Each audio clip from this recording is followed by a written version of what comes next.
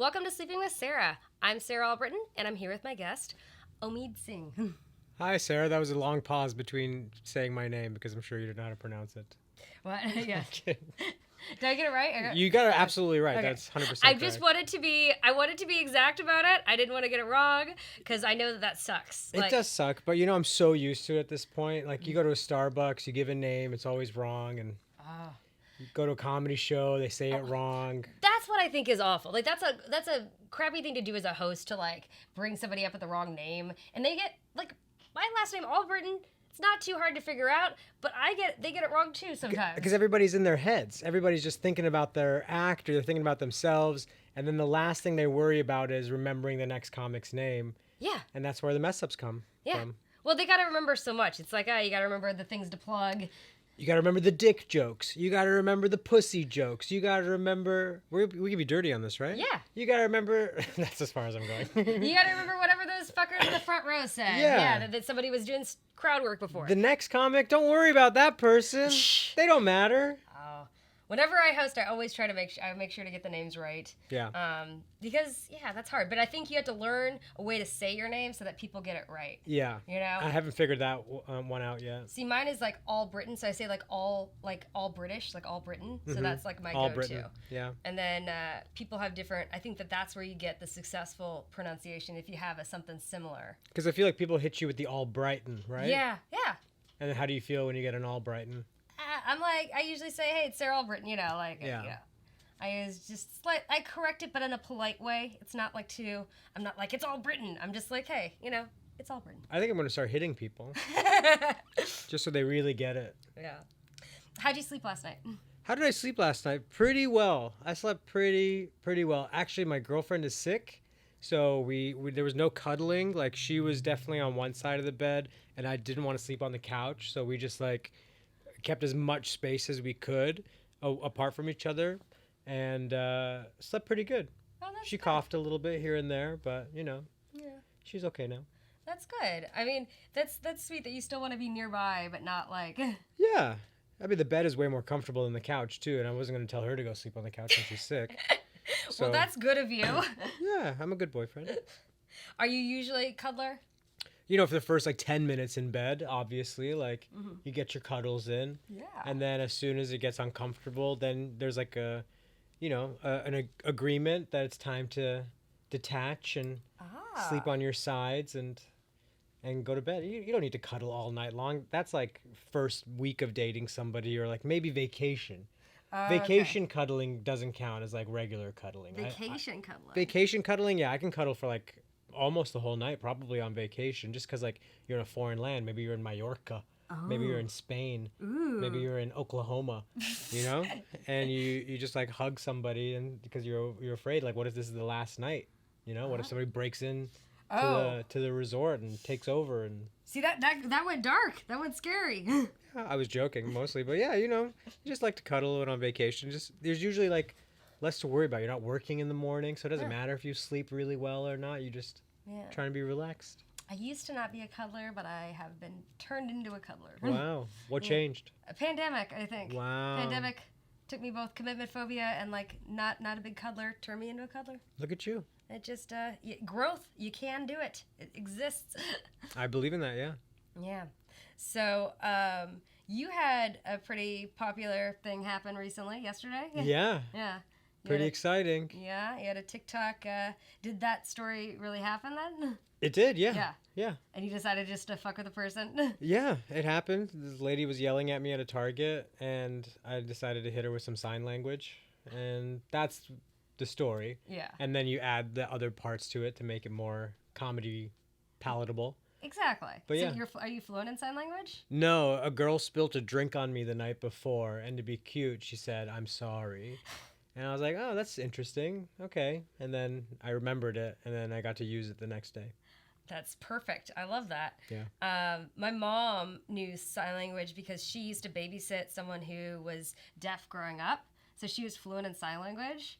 And was a time when she was at this bar with my dad and she saw these two guys signing and they were talking about my mom like in like a dirty way, you know, because she's a very, I've talked to this on the stage, my mom is pretty attractive, it's weird, but it's fine, but they were talking about her like in a dirty way, and like she let them go on for a while, was like watching what they were saying, and then like after like 10 minutes she like went up to them and signed, "I know what you're saying about me." And then they bought my parents drinks. There you go. So. That's hilarious. Yeah. I mean, also, you could probably tell when a guy's sign language is something dirty, they're probably like, well, yeah, it's like, I mean, like, I think this is still bullshit, yeah, you know? that's bullshit. This is my favorite one, margarita. Margarita? 'Cause it's an M, and that's a cup that has salt on it. And that's margarita. I like, you have very useful ones. That's the only two I have is margarita. I'm sorry. Well, you got to make sure you don't mix up bullshit. the thank you versus the Go fuck you. Yeah. Fuck yourself. Fuck you yourself. know? Thank you. But do you speak any other languages? I speak a little bit of Farsi. Okay. Yeah, I speak that with my mom. And yeah, that's basically it. That and English. Yeah. Those are the two. A little bit of French. Mm-hmm. Poquito French. The only things I know to say in French are voulez-vous coucher avec toi ce soir? Yeah. That's about it. We watched that music video the other day, the Moulin Rouge music video. That was like... It slaps. Music videos used to be great. That music video, if you haven't seen it in the last 5-10 years, go give it a watch, because the way that they have Maya who opens it, then I think it's Christina's last. Oh, you're right. It's like Maya, and then I think it's Pink, and then it's Little Kim. And then yeah. And then it's Christina, and then on top of it at the end, Missy Elliott pops out. Yeah, that was fucking great. It was a great music video. Yeah. They used to really put a lot of budget. Like, there were music videos that had higher budgets than pilots. Yeah. Back then. Yeah, I mean, it must have been very expensive to film that music video, to have all that talent in one. I know. Well, that was for the shoot. Moulin Rouge, the movie. Yeah. Yeah. Have you ever been in a music video? Yes, I have. In Chicago, I was an extra in a couple of music videos that I don't think I watched. But when I moved out to LA, I was cast in a random music video where it was like, I forgot the name of the artist, but I had to play a bride that had been like broken up with, and I had to like cry or something. It was it's like December of 2019, like right before the pandemic. And it was weird, but it was like fun. And one of the filming locations was used in, one of the flashbacks. For another movie. I forgot what movie. One of the flashbacks in the Harley Quinn movie. Ooh. Where she was like training and stuff, or, you know, the Italian villa place, but it was like in Glendale, because this is LA. Right. But it was in this old church, and yeah, it was a fun music video to do, but it's, you know, for me it was like a paycheck. Yeah, totally.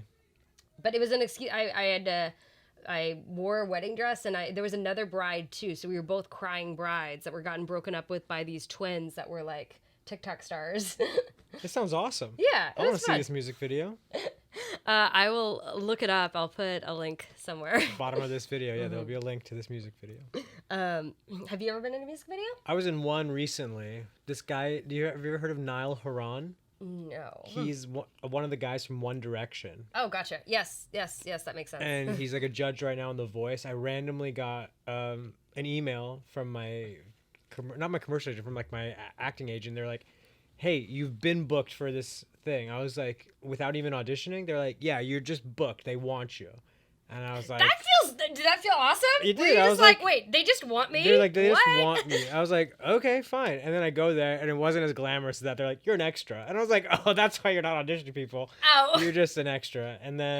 But then once you're an extra in a music video, they just kind of like give you a role. So they're like, okay, go do this. And then I was like Neil Horan's like stage manager.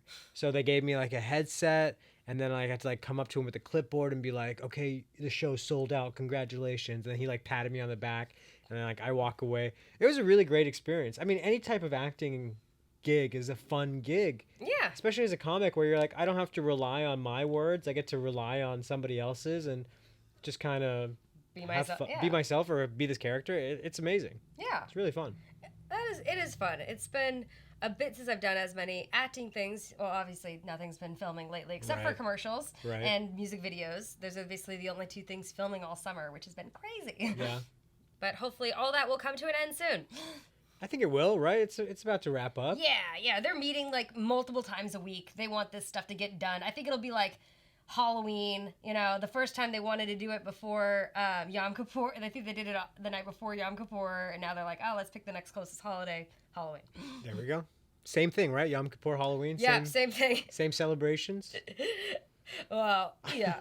What's Yom Kippur for again? Well, Yom Kippur. So it's where you're basically making amends for who you've wronged in the last year. Is that what it is? Well, it's like I'm still learning about it. My partner is Jewish. I am not.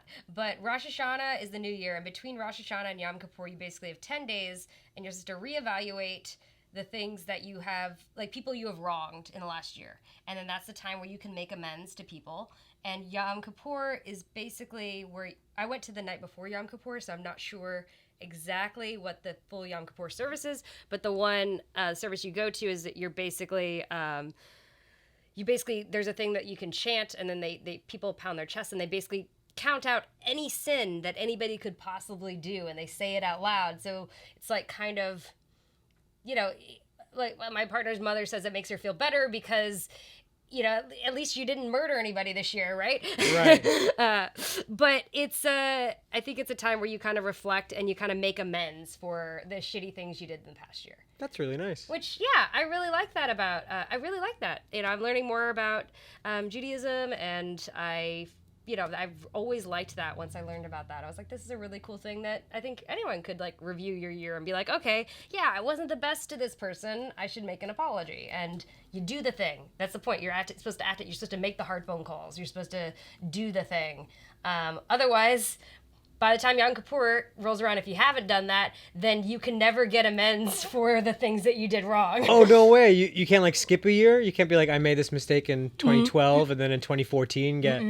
No, you just have to live with it. Oh, man, you better apologize then for all those things. Yeah, I mean, if you didn't apologize at the time, at least that's the way I've interpreted it from what my partner has told me. Got it. So I'm not sure if everybody is that harsh about it, but that's the way he's phrased it. How long have you guys been together now? 2.5 years, which seems like it's the longest consistent time I've been with somebody. I was at an off and on thing that lasted longer, but not all in a row. And I'm in the same boat right now. Yeah. I'm about to hit 3 years. Oh, wow, it's my longest relationship with... Are you living together yet? Yeah, we're living together, having a great time, yeah. Yeah, I'm happy. It's so weird to be a comic and, like, be happy and, like, in love, and you're like, wait, I can't talk about my partner because it's, like, going well. Yeah, I mean, you can't... I still talk. Let's be real. I still talk about my partner. You still fight every once in a while, yeah. Of course, there's still things, but... I think the biggest difference between this relationship and other relationships is she doesn't come to all the shows, which I'm really happy about. Yeah. Because back in the day, like, when I was younger, it'd be like, oh, I'm in a relationship with somebody. The girlfriend has to, like, come to every single venue and, like, sit there and, like... and I thought that was, like, normal. Like, oh, you're just going to bring her everywhere. And then Abby, right now, she's just like, I'll stay at home. And I'm like, you will? She's like, yeah. I'm like, great. All right, cool. Yeah. Yeah, that's nice. And it's like he'll come to some of the bigger shows, sure. Yeah, but, like, of course. You know, he doesn't have to go to every show. You don't need to come to the lab every week. Yeah, you don't need to come to the improv lab every week or Flappers or something like that. Yeah. But what I like, my partner, he can hang. Like, I don't have to worry about him. He can just, he's not going to embarrass. He can chat with people in the back. He's fine. Good. You know, he's an adult. He can handle it. It's not a big deal. I don't have to, like, babysit him or worry about him, like, being weird. That's also important. Yes, very important. Does he drink? Is he a drinker? I mean, he has drinks, but, like, I barely drink, so he drinks more than I do, but I probably maybe drink, like, once a week. Nice. Yeah. I'm more of a weed smoker. Me too. Yeah. But, yeah, he's, like, the opposite of me. He'll have, like, maybe, like, you know, a beer or two here and there. He doesn't drink heavily, but like, smoking weed, he's one hit, done. I can't believe those people. When someone's like, I just can't. Like, if I smoke too much, like, I don't know what'll happen. It's like, why don't you try? Why don't you just try? Let's see, what do you think's really going to happen? You think you're going to, like, walk into the street and get hit by a car? Like, it's not going to be that bad. But heaven forbid that happens to anybody after I say, it's like, let me just smoke some weed now, and then they get hit by a car. But, like, nothing really that bad happens if you smoke a lot of weed. No. He just gets super high from one hit. What's wrong with that? That's what I'm saying. There's nothing wrong with that. Now take two and see how much higher you can get. Well, you still want to keep them awake, right? No, let them sleep. We have a friend named Tara who is notorious for falling asleep at parties. from I can relate. you know, like oh yeah, and she loves doing that. So like we know what happens. Like she gets a little tipsy and then she passes out, and we don't have anything. We don't care. Just let her sleep there for like literally 3 to 4 hours of the party, and then she wakes up at the tail end, rages again, and then goes to bed again. It's the best. By the way, that is awesome. I have fallen asleep at so many parties because of the narcolepsy, and I wish I had more friends like you because like that's amazing. You should come hang out with us. Yeah, we literally just let her. She picks a spot on the couch, and then we can tell like, okay, she's gonna fall asleep in less than 5 minutes based on what she's done. Yeah. And then she'll curl up into a ball, fall asleep, and then we all party, and then she wakes up whenever she's ready to wake up. That's great. See, for me, it took me a while to be able to communicate the narcolepsy, well. Now, any party I'm at, any friends I'm with, they would totally understand if I had to, like, go take a nap for a little bit. Yeah. And I can communicate that. But when I was younger, I just didn't have the confidence or the language or the right way to tell people.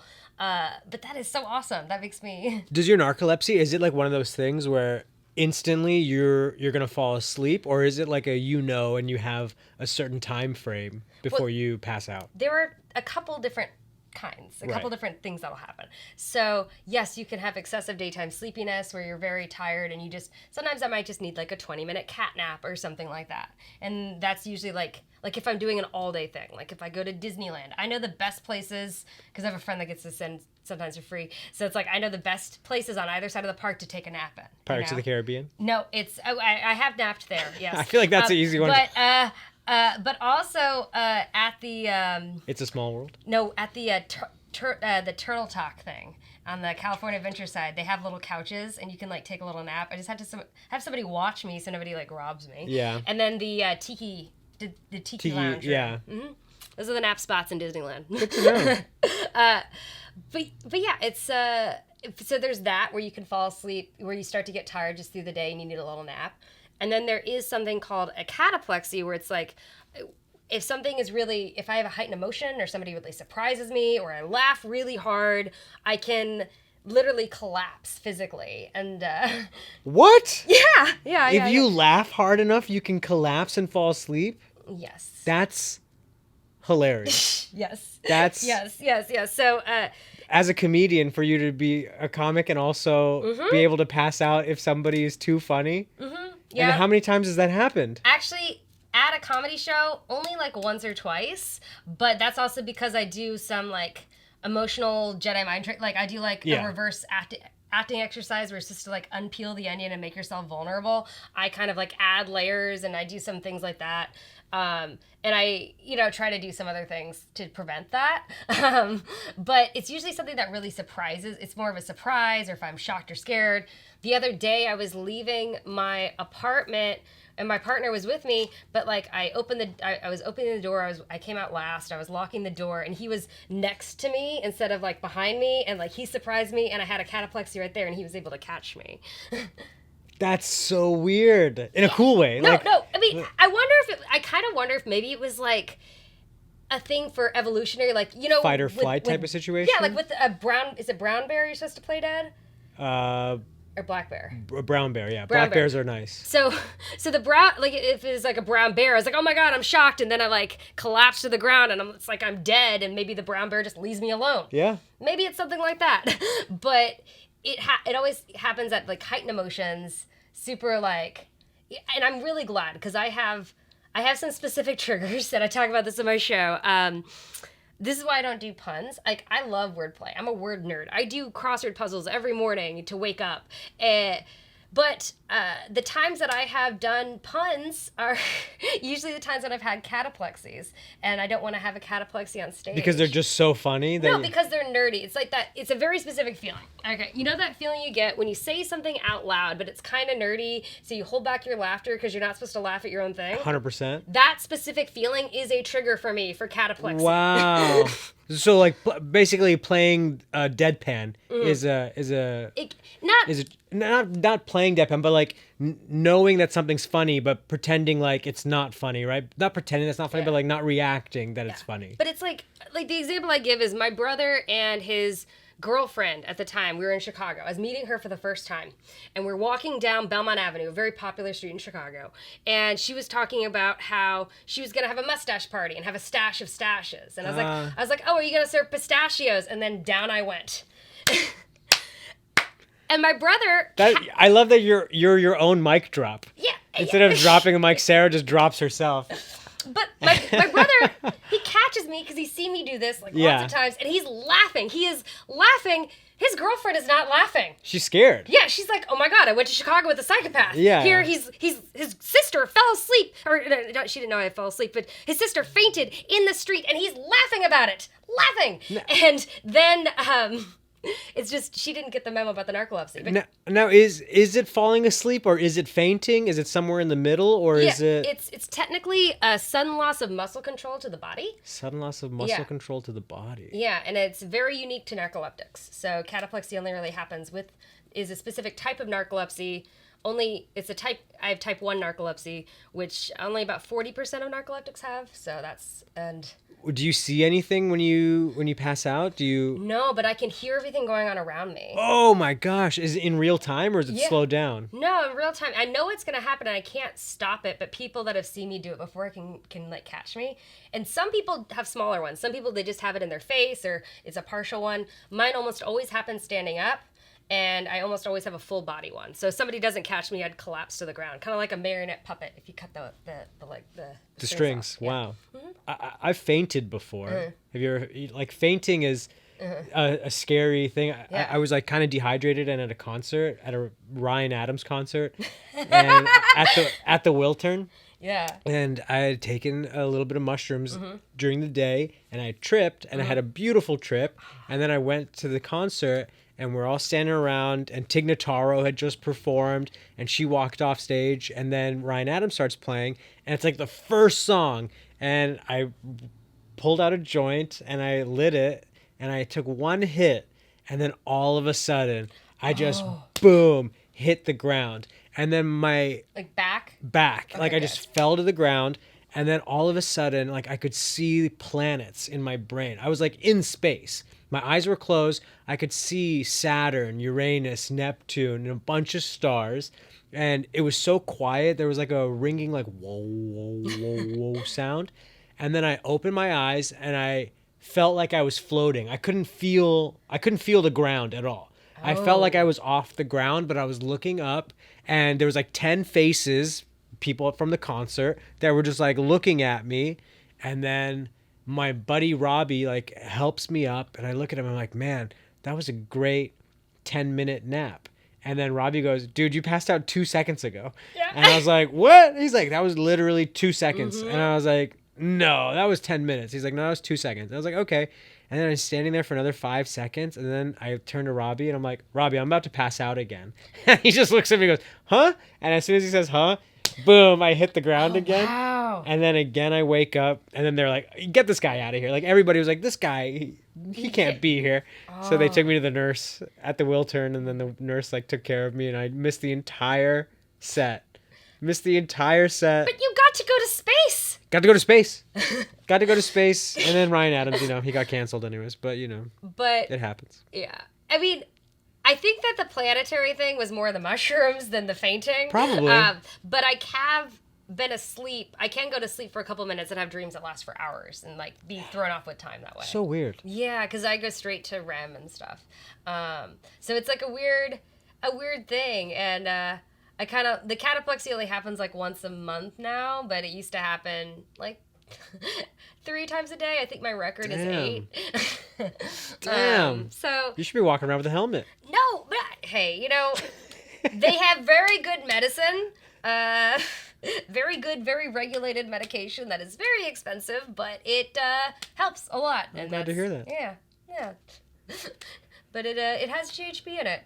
It has changed you in it? No, it has GHB in it. What's GHB? It's the date rape drug. Oh, wow. They put that into a medication, and that's what stops the falling down for me, which is very strange. But doesn't the date rape drug make people fall asleep? I know. I don't know who finds the specific things in the drugs to be oh, let's find the usefulness in it. But somebody did, and it is a drug only for narcoleptics, and It's a weird thing, but yeah. Wow, look at that. But I take it at night, and that's what prevents the falling down during the day. That's incredible. It's medicine. I don't know.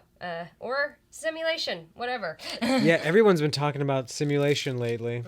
You think we're in a simulation already? That's the big conversation, is that if we can build a simulation, who's saying that it's not already happening? But my whole thing is, I feel real to me. My feelings feel real to me. Me too. And that's what fucking matters. Yeah. Even if it is a simulation, yeah, fuck it. Yeah, at the end of my life, let me start over again. Let me be somebody else. Let me upgrade to the next level of the video game. Whatever. Yeah. You know?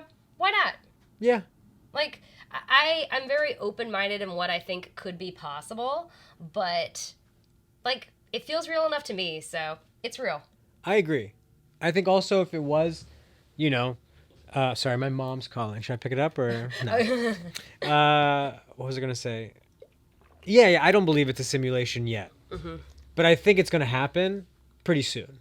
All of a sudden, in the next like 20-ish years, it's gonna be like the whole situation of, do you want to be plugged in? And then people are gonna get plugged in, and there's gonna be people unplugged and plugged. Ooh, that's interesting. See, yeah, I'm not sure, but it's one of my friends had a really interesting theory about manifestation. So if it is a simulation, manifestation, the reason it works is you're repeating the thing you want enough that the algorithm starts to see it and then it comes to you. Yeah. So if you think that it might be, you know, a simulation, now's the time to start getting your manifesting on.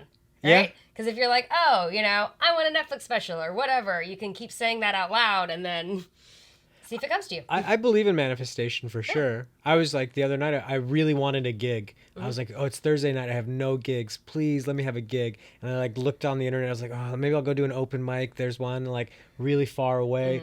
And then as soon as I was like, okay, I'll go do the open mic, I got a text message being like, hey, do you want to host this show here at Jam in the Van? And I was like, yeah, absolutely. How did that happen? That's fucking It great. was perfect. Manifestation, totally real. I do too. I believe in that too. And I was not a huge believer before I moved to LA, but sometimes LA I think is just one of these spaces where it's like the right kind of energy. I agree. Where'd you grow up? Louisville, Kentucky. Wow. Yeah. What about Rolling you? Greens. I grew up in like a couple places. I was born here, and then we moved to Dubai, and then I lived in Katy, Texas, and then came back to Orange County, Irvine, California. Wow. So like Katy must have been. Is it small? Katy was pretty small. I was only there for the 5th grade, and that was the first time I ever got up on stage. So I'm really happy that that year happened, because I don't know. Maybe I would have been going down a different path if it wasn't for that. Yeah, because you were said, but you're Irvine when you came here. Yeah. Yeah. So like Irvine, you got all the kids that are like, oh, I want to make it big in Hollywood. They might have been like. Well, Irvine was great because we had a comedy sports team. I don't know if you know what that is. Yeah, no, they had it in Chicago. Yeah, that was a thing in Chicago, the short form. Although Chicago was a little snobby about the improv sometimes. They were very much long form comedy with, you know, IO and Second City and Annoyance. Well, I remember there was a comedy sports theater in Chicago in like Boys Town. Yeah, on Belmont. Yeah, Belmont, but it was just a couple doors down from where the Annoyance is. But I don't know if it's still there. I don't think so. I don't think it is. But it was pretty popular for a while. Yeah, and and I've done some shows there. But I did more long form improv when I did improv. Yeah. I started in improv. Yeah, that's Same. how I got into comedy, and then I was like, oh, I can be funny in a group, and then I did like a solo sketch show, and I was like, oh, I can be funny by myself if I'm not myself, and then it's like, oh, let's try stand up, and oh, I can be funny by myself as myself. Great. Yeah. I have the first couple of years of doing stand up. I had my improv energy. I was just like running out there, like, hi everybody, how you doing? You guys having fun? And then like it was not working. You know, it was just too highball. It was like the energy was just like too crazy. Yeah, I feel like people, if you're gonna do improv, you need to do it when you're late teens and early 20s. And then give it up. Because the energy level there, like, I would so be annoyed by myself, like my improv self. Like you're in, and when you go to your first class, it's like you become best friends with everybody. You all have a drink afterwards. Yeah. And by the way, improv is super fun. It's a great little cult to join for a little bit. Yeah. But at some point, get out of the cult. Yeah, it's 100% a cult. Right? Yeah. There's no question about it. Yeah. I joined the cult. Yeah, when I lived in New York for 4 years, I did UCB as much as possible, but they never put me in advanced study, which was always really annoying. After taking all the courses and crushing all those showcases or whatever like that, they never, ever put me into advanced study. And this is when they were having like a diversity initiative. They were like, we need to get more non-white people in. And I was like, hey, check me out. And they were still like, no. And I had been doing improv for like 8 years at that point. I've been doing improv forever, and I knew how to do it really well. I knew how to like, make all my teammates look good and all that stuff, and not hog the spotlight. But it just they never put me into advanced study. Lesson learned. Should have hogged the spotlight more. Should have hogged the spotlight more. Yeah. No, I did IO and Second City and Annoyance, and I did like indie shows at those, but I never. And I think it was like a weird thing when you signed up for Second City, like auditions. They only did it like once a year, and like people would sign up like super fast, and like I had work or other things, and I never got to it like in time. I think I only actually got to audition for the company I auditioned like once, and I didn't get it. It's hard. Yeah. Auditioning for Second City and Groundlings is like one of the most. It's like auditioning for SNL. It feels like it's like so difficult. But like Groundlings, I think only does it one. Like you go through the classes and then they have one audition, and it's either you get in or you don't. Yeah, either you get in or they're like, you got to go all the way back to stage 1, and it's like and start at like beginner improv. It's interesting. Like improv was really fun, but again, that improv energy was a great adjective. I get what you mean. Yeah. It takes you a bit to be like, all right, we're gonna take our time a little bit with the mic now. Yeah, stand up's completely different because you have nobody to rely on. It's just you, and you have probably 45 minutes if you're headlining to keep this crowd together. It's a completely different energy. Yeah, but you've got so much more control. I feel like with sorta. Yeah, you do. Like you have the microphone, nobody else does. But like improv, it's like somebody could come and tag you out and like help you in case you're bombing. While on stand-up, you're just like on stage sweating, just thinking about how crap your set is and like what's the next shitty joke I'm about to do for this audience that hates me. This is if something's going bad. Yes. Obviously. Yeah. Comedy. Yeah. So shitty sometimes, yet so much fun. There's all these ups and downs, but the thing is, it's nice. Like if your ego starts to get too high, there's always another show where you can like be taken down a peg or 10. Oh yeah, it happened to me on like 2 Sundays ago. I was like having a great run of like, I was just like doing well, having fun, and then I was hosting a show, and I went up and I did a set that I did like a week before, but it was like 6th in the lineup. So they'd seen a lot of stand up. And so like the darker stuff that I was doing was okay. But this time I was hosting. So I literally went out and opened with the dark stuff and they didn't trust me at all. So they didn't trust me one bit. And then all of a sudden I'm just eating shit. Starting off the show, people are like wondering like, did they make a mistake coming to this show? They're just like, oh no. And luckily like I just kept bringing each comic on one by one. Like I wasn't doing any time in between anybody. I was just like, you guys hate me. I didn't say this. I was like, you guys hate me. I'm just going to keep bringing out comics that are not me. Some people say that. Some people. Yeah. I could have been like, but I think addressing it, but I think more people turn on audiences in LA than anywhere else. I feel like I see that like a lot. Yeah. Yeah. I mean, there's just so much comedy here too. It's like, it's so spread out. Yeah. People are being forced to watch a lot of comedy. Forced. It sounds like people are go see a comedy show. Exactly. Go to a comedy show right now. Yeah, I think it is different vibe out here for sure than Chicago, where it's like people are actively seeing shows. Yeah, or even in New York, where in New York it's like the crowd is there because they just spent the whole day working on the stock market or yada yada. Now they want to like spend a 2-hour time frame like laughing. Here it's like I got to see this guy. I'm trying to rep him next week. Exactly. It is so business-like. His numbers aren't looking good this week. His engagement. I'm trying to see how his podcast is doing. It's not really about like the art form of stand up. It's more about the business. I know it's so annoying, the business side. The business. Yeah, business. I agree. But that's the nice thing though, is if you've been doing the work and then you get something that happens, like you have a clip that goes well, then it's like, oh wait, now let's get a rep for you, there's stuff that can happen, which is really nice. That's the goal. Yeah, they need to see production. They need to see that something is happening. And I didn't used to understand that. I'd be like, no, but why don't you just like bank on me? Like, why don't you get me before the production and then we'll build something together? And they're like, no, like you need to prove it first and then we'll jump in at the end and we'll see what we can do for you.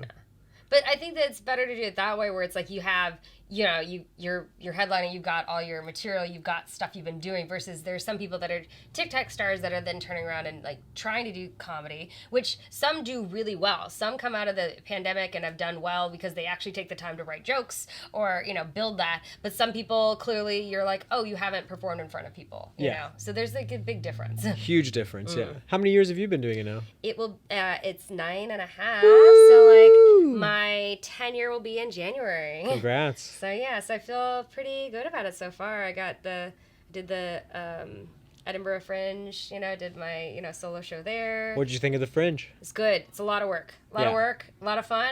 Yeah. Got out of it what I think. I went up with specific goals and I, reached those, so that was good. Were you there the whole month of August? Mm-hmm. That's the best part, is to make it to the end of that August run and do something like 25 shows, right? 25 1 hours? I think I did 23, yeah. 23 1 hours? Like, that's insane. Yeah, and it was really great. I got some really great reviews, and so like, and I had only done one preview show here before I went out. And so now I'm going to do a show in November, which I'm sure I'll plug at some point. But I'll do a show in November for like reps and stuff. Great. So, yeah, so that's but it is helping me, but it is a lot of work, but it is so fun. How was the weather?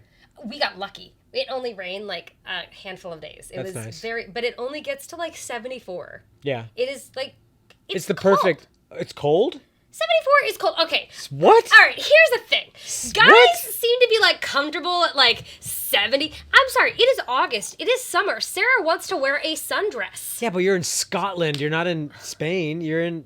It's like a different climate. I know it is, but like summer, you want to like wear a sundress and look cute and be warm and like not have to like wear a sweater outside. Yeah. 74 was the highest it got. Okay. It was like 45 some days. Yeah, it was that's like 50 some days. Yeah. Sarah was cold. Yeah, Sarah had to bring layers. But cold is good for comedy. I don't think hot is very good for comedy. Yes, heat kills comedy. That is true. And there isn't as many air conditioning spots in some of these venues, but and Edinburgh is like a windy freaking town. I walked 10 miles a day. Easily. And that is not an exaggeration. No, easily, yeah. I've got an Airbnb that I was like, oh, this is only 10-minute walk from my venue. Not realizing it was 10 minutes up a fucking hill.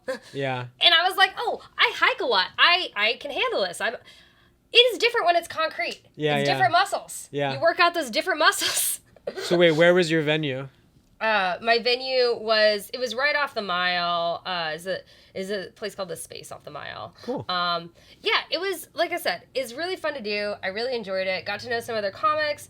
I wish I had done the dorms because the camaraderie you get there, and I wish I had planned things a little bit earlier. Like people plan fucking early. Early. Like they get a publicist in December. Yeah. Some reviewers decide what they're going to see the entire month in April. Yeah, totally. April for August. I know. But that's just the English way, though. Literally, they do all their planning months in advance. Like, people are like, oh, I have tickets to go see so-and-so in March of 2024. It's like, wow, you already have tickets for that? Like, that's so far in advance. But that's what they love. They love any type of planning. They plan. I feel like we're like, oh, you know what? Like, are you in the mood for comedy tonight? Like, let's go to a comedy show tonight. Yeah. And then we just go out and see a show. But, like, everybody else is just like, we are planning our shit. Yeah. I mean, Britain's been around a long ass time, so. Yeah, and they do conquer a lot of places. Yeah, I mean, they're pretty successful. I mean, they're pretty good at it. Yeah. I mean, they did mess up a little bit with that Brexit. People are pissed about that. Yeah. It's a thing. It was weird because when I traveled afterwards. I went to Spain and Portugal and Amsterdam, and like people were like, I was like, oh yeah, I've been in Europe for a bit. I was in the UK. The UK is not part of Europe anymore. Yeah. It's not part of Europe anymore. They were very adamant about that. It's crazy how they got out right before COVID too. Yeah. It's like they kind of like had a then feeling. they went through 3 different like, I know we haven't had like the best track record, but like we haven't gone through 3 different leaders in like a short amount of time. Right. Well, unless you count Kevin McCarthy getting ousted in like 9 months. That is fair. So that is interesting. I didn't even know you could do that. I didn't even know you could get kicked out of being the Speaker of the House. And this guy got kicked out in 9 months, and he was so excited. It was his dream job. Can you imagine getting your dream also, job? You kind of knew something was wrong when they had to vote on it like 17 fucking times. Yeah. It's like, people really don't want me to have this job, but I really want it. It's like, Poor guy. It's like applying to the same comedy show 17 times, and people like emailing every month for 17 months, and like not getting booked on the show, and then finally they're like, "Oh, we'll book you finally." I mean, I can't wait to see Kevin's Hot 5. You know? I think that's, once McCarthy starts. I would love that if you get ousted from like your political office, come to comedy. Now you have to do a 5-minute fucking set. You gotta come Let's hear Paul stand-up. Ryan's fucking stand up. I want to hear that drama. I want to see Mitch McConnell host an all-star Oh my Republican God. comedy show. I think that would be awesome. I think that would. Do you watch The Golden Bachelor? Yes, I do. Thank you. Succession? Yeah. Okay, you know that rap thing that Kendall does in like the second season? I think it would be like that level. Yeah. That level cringe. Yeah.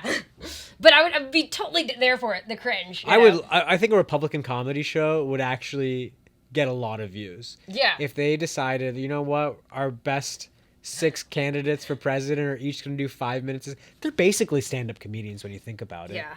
What are they really doing? You think they're really telling the truth? No. They're lying. Yeah. They're lying. Yeah. Let them come and do a comedy show, and then we'll base. Oh, you know what? No, instead, what we got to do is make the debates a roast. Oh my God! How fucking great would that be? If the debates were fucking roasts? That would be incredible. Yeah. That would be... Now, would you write... if the paycheck was Yes. enough, would you write for that? I would love to. Yeah. Absolutely. All right. I would definitely take some super PAC money. Yeah. And write for anybody. I'd probably write for that Indian guy. I don't know what his name is, but Vivek Ramaswamy. Wow, whatever that fucking guy's name is, I'll write for you. Call me. All right, so hey, Republican Party, we know you're in the bind right now. We know you have no idea what you're doing. We're pitching right now. Do a roast. Do the roast. You're going to get the best views. You're going to get the most views. It's going to be great. It's going to be great. It's going to be great. It's going to be everything we need it to be. Yeah, I hope they see this. I hope they do too. They probably will, right? Yeah, No. and hire all the people in LA that work on Roast Battle. I think that would be awesome. Mm-hmm. I mean, you guys want to be president or you don't want to be president, all right? Mm-hmm. You pick. Can you take a joke or not? It's important. How are we doing on time? Actually, we are starting to wind down a Look little at that. bit. You're good at timing. Look at that. See, when I was doing mine, I was worried about timing. I'd have my watch like give me like a silent alarm when I was doing mine. I could feel it. I feel like we you know. Yeah. It's been great spending time in bed with you. You know, it's been fun, Sarah. I know. Thank you. Well, we are winding down, so I always ask guests near the end, what are your dreams for the future? My dream that I've always told people what I would love to do in comedy is to host The Tonight Show. I've been saying that ever since I was about 18 years old. Oh, maybe even younger. Maybe even like 16 years old. The Tonight Show specifically. Specifically The Tonight Show because of Jay Leno and because of Johnny Carson. Mm-hmm. Those two hosts, when I was like a kid, really formed what like late night television is for me. And I've just always been obsessed with the platform and like how they do a late night show. It's like the host comes out, does the daily monologue, talks about topical stuff that's going on. Basically, if it's good or bad, whatever the news is, make some jokes. And then you go and you sit down, you interview a couple people, then you have a band come on or a comedian. And to me, that's everything. I don't think it's going to exist by the time I'm popular enough to be a late night host, but I could probably host my own version. Of The Tonight Show. Who would be your band? You know, I went to high school with Young the Giant. Oh. Which I don't know if you're familiar with, but Yeah. they're a rock and roll band. Yeah. And if they were interested, I would definitely ask them first, since we're old friends. I would ask them if they would like to be the house band, and if not them, Rage Against the Machine. I think obviously, if I it's like that. not, I like that. if it's not going to be Young the Giant, Rage Against the Machine. If not them, Radiohead. Okay. I'm going big. Yeah. Hey, go big or go home. Could you imagine Tom York being? But at that point, maybe they want a more stable, chill job. That's what happened to the Roots. Come on. That's what happened to the Roots. The Roots needed to stay local because they all had families and stuff and like also, that. And then set down their roots. Get out of here. Sorry. You just pass out. Yeah, I know. That would have been a great full circle moment if I actually had a cataplexy. Then thankfully I did not. But I only do my puns in bed where I could safely fall down and fall asleep. Smart.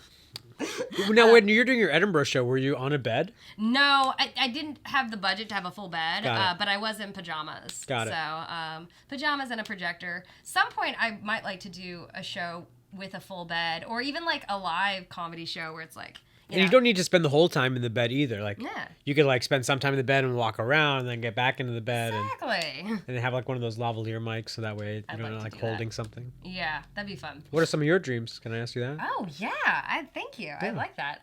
I would like this show that I did at Edinburgh. I'd like to tour it around, and I'd like that to be my first special. Cool. So it'd be more like a Mike Birbiglia style, special. I would love for that to be my first special and to air on like a Netflix or HBO Max or something like that. I would like to get repped by one of the biggest agencies in LA, and I want to be passed at all the comedy clubs. Yeah.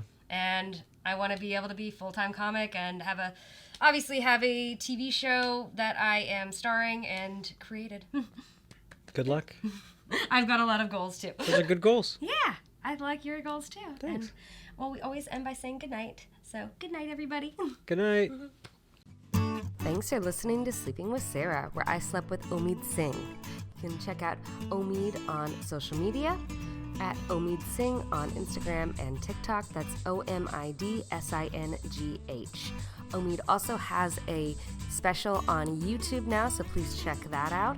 And for upcoming show dates, check out omidsingh.com. If you like the podcast, please rate, review, and subscribe. Follow at Sleeping with Sarah on TikTok and YouTube, and at Sleeping with Sarah Pod on Instagram. Thanks to Josh Bryant for the music. Big shout out to the team at Jam in the Van. Please follow at Jam in the Van and check out their other podcasts. I'll be releasing a new podcast each week, so tune in to find out who I have in bed with me next. If you want to find out more about me, go to sleepysarah.com or follow me on Instagram or Twitter at Sarah Albritton and TikTok at Sarah Albritton Comedy. Until next time, good night. Sleeping with Sarah.